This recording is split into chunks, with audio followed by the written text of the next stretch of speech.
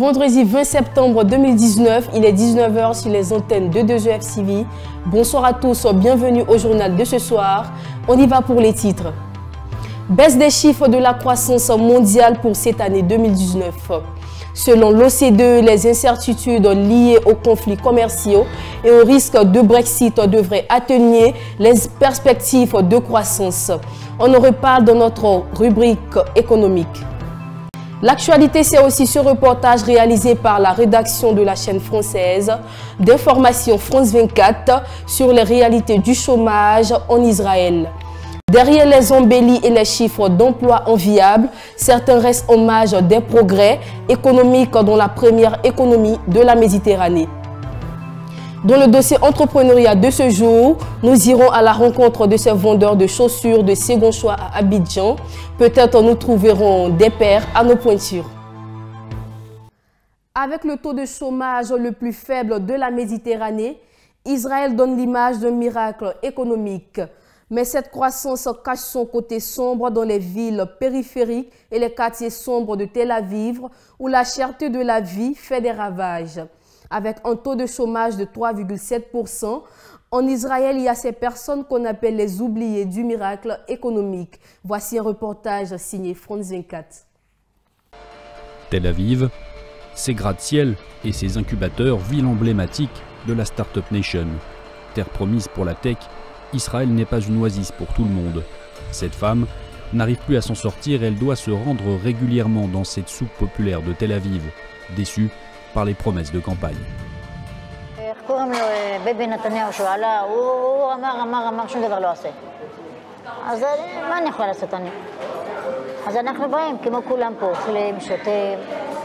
Si le miracle économique israélien est bien là, avec un taux de chômage de 3,7%, le plus faible en Méditerranée, l'égalité sociale, elle, laisse à désirer.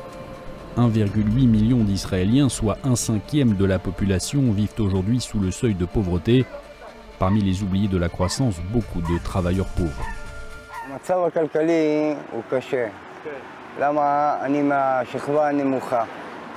La précarité touche particulièrement les communautés arabes et juives orthodoxes, à la démographie grandissante. Un fléau largement éclipsé dans le débat par les questions sécuritaires et religieuses de la jeune démocratie. Cap sur le Burkina Faso, où les collectivités locales entreront incessamment en possession des ressources du fonds minier destiné au développement local d'ici à la fin de ce mois de septembre. Plus de 11 milliards de francs CFA seront donc reversés aux municipalités pour la mise en œuvre de leur programme de transformation économique. Plus de précisions avec EcoTV. Les collectivités locales entreront en possession des ressources du fonds minier destiné au développement local courant ce mois de septembre 2019. C'est ce qu'a annoncé le ministre en charge de l'industrie Aruna Kabouré au sorti de la deuxième session de l'année 2019 du cadre de concertation et d'orientation pour le dialogue État-secteur privé. Une décision qui fait suite aux nombreuses interpellations des maires des communes abritant les sociétés minières, exigeant du gouvernement le paiement du fonds minier de développement local. Il faut noter que depuis l'adoption du code minier en 2015, les communes n'ont toujours pas encore reçu leurs fonds, des fonds qui sont destinés à financer les plans de développement communaux et régionaux. Quand vous prenez le fonds minier, l'ensemble des textes ont été pris aujourd'hui et un travail est en train d'être fait pour que courant ce mois-là, les mairies puissent donc rentrer, je l'ai dit, en possession donc de leurs droits au niveau donc du fonds minier, et le ministère des Finances en tout cas travaille donc là-dessus. Selon le directeur exécutif de la Chambre des mines du Burkina, le point de la situation des ressources recouvrées par projet minier et auprès de l'État au titre de l'année 2017 et 2018 fait ressortir un montant total de 11 760 841 606 francs CFA. Le 20% des redevances liées à la valeur des produits extraits ou vendus versés par l'État s'élève à 10 152 573 000 francs CFA. Pour la répartition, la contribution des sociétés minières est divisée en deux. Une partie est distribuée à toutes les communes qui sont directement impactées par les projets miniers. La moitié restante du montant de la contribution des sociétés minières ajoutée à la contribution de l'État est encore divisée en deux parties et repartie. Le fonds minier a connu un début d'opérationnalisation. Il faut dire que les sociétés minières regroupées au sein de la Chambre des mines avaient entamé des discussions avec le ministère des Mines pour arriver à un accord de contribution au fonds minier. Nous sommes arrivés à cet accord et cela sera matérialisé par un protocole. Et le protocole est en ce moment au niveau du ministère des Mines. Lorsqu'il sera finalisé, les sociétés minières vont signer et commencer à contribuer. Mais en attendant, elles avaient payé des avances sur le fonds et ces avances plus la part de l'État ont été réparties sur l'ensemble des communes minières du Burkina, sur l'ensemble des autres communes du Burkina, et également les régions, parce que le fonds c'est à la limite un fonds de solidarité qui est partagé à toutes les communes, même celles qui n'ont pas de mines. Donc cette répartition a été faite. Il reste maintenant aux communes à ouvrir un compte au niveau du Trésor pour qu'on puisse virer leur part et commencer leurs activités. En 2018, les retombées du secteur minier au plan économique s'élèvent à 1540 milliards de francs CFA de recettes d'exportation et une contribution de 11,4% au PIB. Aux recettes budgétaires, elles contribuent à hauteur de 266 milliards de francs CFA. Toujours au Burkina Faso, la cérémonie de lancement officiel du programme de financement pour le développement agricole, Agrinova, a eu lieu ce jeudi 12 septembre 2019 à Ouagadougou, dans la capitale burkinabé. L'objectif de ce programme d'un coût global de 20 milliards de francs CFA, le financement stratégique des initiatives agro-silvopastorales. Les détails dans ce reportage de la télévision burkinabé. Agrinova est un nouveau programme qui vise à susciter la création d'entreprises et d'emplois dans le secteur de l'agro-silvopastoral. C'est un programme dont le coût s'élève à 20 milliards de francs CFA sur 3 ans, à supporter à 90% par les partenaires techniques et financiers et les 10% par le gouvernement burkinabé. Nous avons mis 1 milliard de francs CFA, donc tu vas amorcer la pompe, donc tu vas commencer. Et l'idée étant que nous allons naturellement, nous sommes en parler avec nos partenaires techniques et financiers et aussi le secteur privé. En réalité, c'est une combinaison. Donc aujourd'hui déjà nous avons mis en place une ligne de 1 milliard qui va commencer le projet et nous pensons qu'avec les autres partenaires nous pourrons naturellement continuer. Les jeunes et les femmes sont le public cible. Ils pourraient voir leur projet d'entreprise ou leur entreprise déjà existante soutenue grâce à des crédits. Agrinova sera un guichet essentiellement orienté naturellement vers le secteur agricole comme je l'ai expliqué, et naturellement porté sur des projets innovants. Agrinova comporte 3 composantes. D'abord, le renforcement des capacités des entreprises et coopératives déjà existantes. Ensuite, l'accompagnement à la création de nouvelles entreprises modèles. Et enfin, l'appui à la création et à l'animation d'incubateurs d'entreprises agricoles et d'élevage innovantes. Les jeunes et les femmes porteurs de projets dans l'agro-silvopastoral sont désormais attendus au guichet du Fonds burkinabé de développement économique et social où est logé. L'Éthiopie figure en tête du classement des pays ayant reçu le plus d'investissements directs étrangers en 2018 dans la région de l'Afrique de l'Est. C'est ce qui ressort du rapport du cabinet EY qui révèle que les investissements dans la deuxième économie de la région s'évaluent à 7 milliards de dollars. Une performance à mettre au compte des réformes économiques instituées par le gouvernement. L'Éthiopie a dévancé tous les autres pays d'Afrique de l'Est l'an dernier en tant que principal bénéficiaire des investissements étrangers directs selon un nouveau rapport rédigé par le cabinet de conseil financier EY. L'enquête publiée en septembre montre que l'Éthiopie a reçu 7 milliards de dollars en investissements directs étrangers. Le Kenya, la plus grande économie de la région, ne vient qu'en deuxième position avec 2 milliards de dollars. Le rapport indique que ces investissements ont créé 16 000 emplois grâce à 29 projets en Éthiopie et 6 000 grâce à 64 projets au Kenya. La Tanzanie a attiré pour 1 milliard de dollars d'investissements étrangers directs, selon l'enquête, qui ne donne pas les chiffres de l'Ouganda, du Rwanda et du Burundi, les autres fleurons économiques de la région. Les experts affirment qu'un environnement commercial efficace, une compagnie aérienne et la présence d'un énorme marché intérieur sont les meilleurs arguments de vente de l'Éthiopie. Les fabricants maintiennent également les tarifs d'électricité bon marché en Éthiopie et une main-d'œuvre relativement bonne. Sur l'ensemble de l'Afrique, l'Éthiopie est en tête du peloton, suivi du Nigeria avec respectivement 12 et 8 milliards de dollars d'investissements étrangers directs. Abidjan abritera le 6 octobre prochain la 4e édition de la Journée nationale du partenariat public-privé. L'édition 2019 qui aura pour thème partenariat, État, secteur privé pour une croissance inclusive et durable.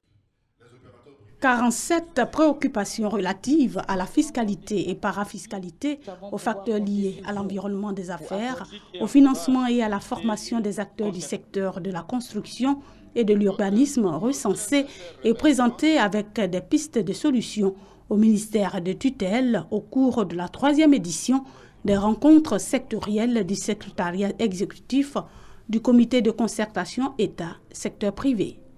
Nous pouvons dire à la population ivoirienne que vu la disponibilité que le ministère de la Construction nous a montrée durant ces travaux, c'est qu'ils sont prêts à apporter des solutions aux préoccupations en ce qui concerne les questions foncières. En réponse à ces préoccupations, le gouvernement ivoirien propose d'importantes réformes entreprises par le ministère de la Construction et de l'Urbanisme, ainsi que celui chargé de l'économie et des finances. Il importe de répondre efficacement à la problématique de la gestion de l'urbanisation en adéquation avec les grands projets structurants à même de soutenir l'activité économique. Nous avons entrepris des réformes concrètes à même de rassurer les Ivoiriens en sécurisant leurs biens, immeubles et en levant les contraintes majeures à l'investissement. Cette rencontre qui avait pour but de renforcer le dialogue public-privé autour de la politique de la construction et de l'urbanisme a vu la forte mobilisation des acteurs du secteur, tant la construction et l'urbanisme, secteur clé du développement, passionnent les Ivoiriens. Retour sur la réunion annuelle de la Direction régionale de l'éducation nationale d'Abidjan, en Côte d'Ivoire, qui s'est déroulée le 18 septembre dernier au lycée Sainte-Marie de Cocody. Entre autres informations livrées aux acteurs du secteur éducatif de la région, l'interdiction de vente des fascicules décidée par le ministère de tutelle, le point dans cette... Désormais, il ne sera plus autorisé de commercialiser des fascicules dans les établissements scolaires du cycle secondaire en Côte d'Ivoire. Suite à la rencontre annuelle de la rentrée scolaire animée le 11 septembre dernier par la ministre de l'Éducation nationale et de la formation professionnelle, Kandia Camara, dans la localité de Grand Bassam, plusieurs mesures ont été arrêtées dans le sens de la réforme du système éducatif ivoirien. Entre autres, l'interdiction de la vente de fascicules dans les établissements du secondaire, une information cruciale que les responsables en charge de l'éducation dans la direction régionale d'Abidjan 1 ont portée à la connaissance des enseignants ce mercredi 18 septembre lors de la réunion annuelle de la DREN d'Abidjan 1 qui s'est déroulée au lycée Sainte-Marie de Cocody. Dans le discours de Madame le ministre, c'est l'interdiction de vente des fascicules aux élèves. Cette année, les équipes seront montées et seront dans vos établissements pour en vérifier l'application. Une innovation qui va sans doute créer une rupture dans les méthodes d'encadrement des élèves dont les conditions d'apprentissage ont généralement été renforcées ces dernières décennies par l'introduction de fascicules élaborés par les enseignants au regard des lacunes observées chez les apprenants. Je vous propose à présent de suivre ce reportage sur le business de la vente de jus naturels à Abidjan. L'activité est omniprésente dans tous les quartiers d'Abidjan et même à l'intérieur de la Côte d'Ivoire. Pour s'y lancer, pas besoin de très grand chose, juste un minimum de capital. Regardez. En Côte d'Ivoire, la commercialisation de jus fait partie des activités génératrices de revenus les plus immédiates pour les femmes. Accessibles, dénuées d'investissements lourds, ce sont généralement des femmes de conditions modestes qui initient ce commerce pour tenter de se prendre en charge dans un contexte économique assez précaire. Pour celles qui arrivent à réaliser des chiffres de vente intéressants, en misant sur la qualité des produits et l'emplacement de leur commerce, c'est un business qui rapporte, certaines même ayant réussi à en faire des micro-entreprises. Ça fait presque 10 ans que je fais ça, je m'en sors. J'arrive à subvenir à mes petits besoins, aux petits besoins de mes enfants. Dans tous les quartiers d'Abidjan, l'activité ne chôme pas. Ces produits sont particulièrement appréciés des consommateurs, sauf que les conditions de confection laissent parfois planer le doute quant au caractère hygiénique de ces jus. Une réalité qui semble tout de même prise en compte par certaines commerçantes dont la qualité des jus et le soin mis dans leur fabrication permet de fidéliser des clients très accros. Je suis un client de Aïcha. Elle vend les bissab, les tomi, les nyamakou. C'est bien fait. Chaque matin, j'en achète. Elle prend son temps pour bien faire le jus. Après, bon, c'est pas comme les autres, quoi. Quand elle fait son jus, c'est du jus pur. Vous voyez, c'est pur et puis c'est bien du naturel. Si beaucoup de femmes se lancent dans ce commerce, c'est surtout parce qu'il ne requiert pas des investissements lourds. Une glacière, des récipients, un cadre de préparation sain et au mieux un réfrigérateur, même si cela n'est pas indispensable grâce à la vente de glace. L'activité demeure tout aussi rentable, même si un accompagnement structurel des actrices du secteur pourrait jouer un rôle important dans la dynamique de croissance économique avec l'implication des structures en charge des questions de financement. Pour ce qui en est de notre rubrique émission maison, c'est cet extrait de Tribune RH que nous vous laissons suivre en quelques instants. Sizibé Mariam recevait M. Paré Abel et M. Guy Juste Donald. Regardez. Qu'entendez-vous par fonction RH? La fonction ressources humaines est déjà en premier une fonction de management, d'encadrement. Ensuite, c'est cette fonction-là qui permet de mettre en adéquation optimale les postes, donc l'organisation, et les hommes qui disposent des compétences spécifiques. Et ça en s'assurant du bien-être des hommes et de la rentabilité de l'organisation. Parce que toute organisation dispose de ressources humaines afin de la rendre rentable en premier. Voilà. Alors pourquoi faut-il un département spécifique en entreprise? Notons qu'il est question d'évolution. On va retenir 3 thèmes: les secrétariats sociaux, ensuite les services du personnel, puis la direction ressources humaines. En début, on parlait de secrétariats sociaux vu qu'ils n'avaient qu'une seule option, c'était chercher des hommes, les faire venir, qui étaient moins qualifiés.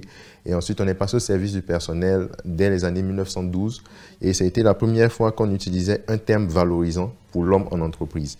Là, nous sommes passés aujourd'hui à la direction des ressources humaines qui, elle, recherche des compétences spécifiques, les mutualise, les accompagne ces personnes-là dans leur développement et les met à disposition des organisations afin de faire le travail pour lequel elles sont appelées. Aussi, il a parlé de capital humain. Donc, de célèbres gestionnaires tels que Jean-Marie Peretti et Guy Le Boterf nous ont permis d'aller de ressources humaines aujourd'hui à capital humain. Donc, reconnaître à l'homme sa valeur, c'est-à-dire être le premier artisan du bon fonctionnement de l'organisation. Quel rôle spécifique joue le département des RH dans le fonctionnement d'une entreprise, M. Donald? Pour moi, le département des RH joue un rôle très prépondérant dans une organisation. À ce que c'est ce département-là qui a pour but de recueillir, a pour but de détecter les talents. On va prendre par exemple le cas de certaines organisations, telles que je vais prendre par exemple l'ACIE. L'ACIE, ils ont ce qu'ils appellent une direction du développement RH, qui est aussi une des branches de la direction des ressources humaines. Cette direction-là a pour but de gérer la gestion des carrières, les évaluations annuelles, la mobilité du personnel, la formation. Donc, c'est cette direction-là qui sait, par exemple, quel est le type de besoin dont une direction a besoin.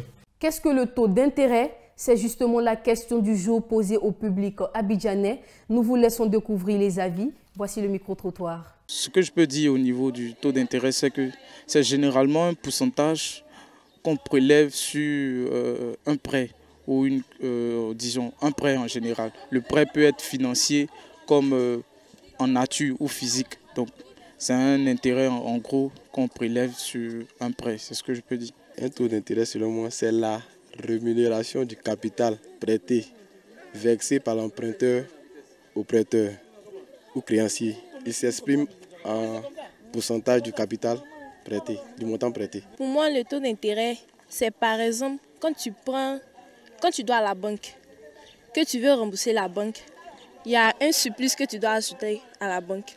Donc tu payes, c'est ça qui signifie le taux d'intérêt pour moi. Je pense que lorsque vous empruntez de l'argent, ça a un coût. Ça a un coût, c'est-à-dire que l'argent, par exemple, que le banquier vous donne a un coût. Donc le taux d'intérêt, c'est le coût de l'argent emprunté de façon simple pour quelqu'un qui ne maîtrise pas bien les choses. À présent, nous vous présentons cet élément de l'AFP afin de mieux comprendre le taux d'intérêt.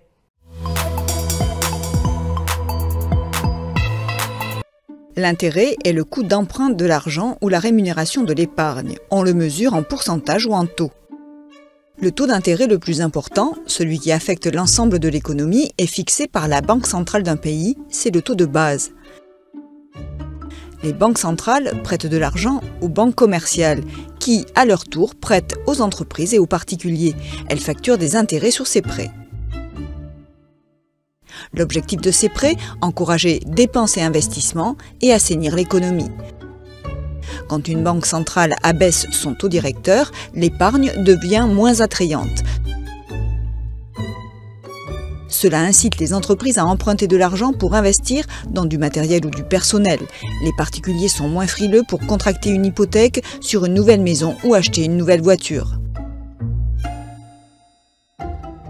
L'objectif principal de toute banque centrale est de fournir des conditions pour une croissance durable de l'économie, une monnaie stable et une inflation faible.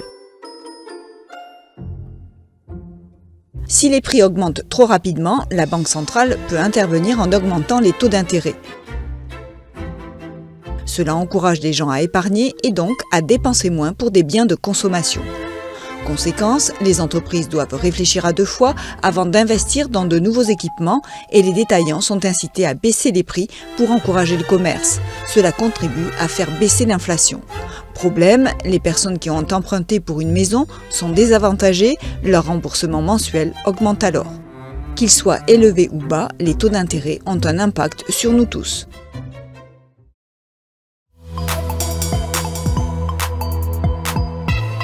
Partons maintenant à la découverte d'une activité bien connue des populations à Abidjan, la vente de paires de chaussures de second choix. Ils sont nombreux, ces jeunes entrepreneurs, à exercer cette activité. Cependant, comment fonctionne-t-elle? Réponse dans cet élément. Au cœur de la capitale économique ivoirienne, le marché de Bracody à Adjamé. La spécialité de cet espace commercial, la vente de chaussures d'occasion ou de seconde main, communément appelée broad. La plupart des commerçants qui y exercent proviennent des pays de la sous-région ouest africaine, en particulier du Ghana et du Nigeria, d'où ils s'approvisionnent généralement en marchandises importées d'Europe pour inonder le marché ivoirien. Sur place, nous avons pu échanger avec certains d'entre eux, qui sont le plus souvent employés avec un mode de rémunération quotidien. Beaucoup sont là de façon très temporaire, certains pour 3 mois, d'autres pour une période un peu plus longue, le but étant de s'occuper utilement en parvenant à subvenir à ses besoins et dans certains cas à mobiliser une épargne à projet. C'est grâce à ça que à Abidjan ici. On peut vendre 50 chaussures par jour, il y a des fois aussi 100. Si le marché ça marche, on peut vendre 150. Souvent même 200 paires par jour. Ce qui fonde le succès de ce marché, c'est sans doute la diversité et l'originalité des marchandises que l'on y trouve. Mais surtout, le caractère abordable des prix, globalement accessible pour tout type de clientèle. Certains clients viennent faire des achats au détail, bien sûr, au rythme de leurs besoins, quand d'autres s'y déportent pour se ravitailler pour leur commerce de quartier. Cela me fait maintenant 4 ans que je fais mes achats au marché Bracody. En quelque sorte, je suis un revendeur et en même temps un vendeur dans le couloir de Adjamé Bracody. Les prix des Bracody sont vraiment abordables et ça nous permet de pouvoir y vendre aussi et puis gagner aussi quelque chose pour pouvoir nous-mêmes prendre soin de nous.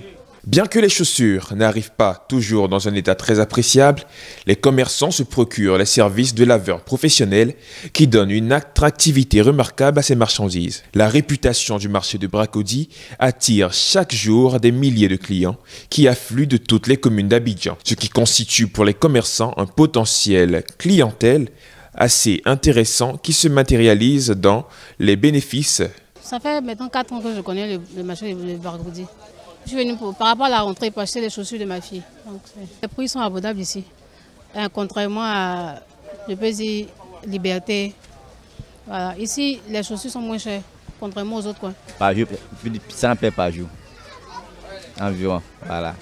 Environ. À l'instar de plusieurs autres marchés à forte fréquentation à Abidjan, celui de Bracody est une zone d'activité économique intense qui, en lui seul, permet à des centaines de commerçants de créer de la richesse dans une économie essentiellement dominée par l'informel. À présent, nous vous proposons de suivre les taux de conversion du franc CFA.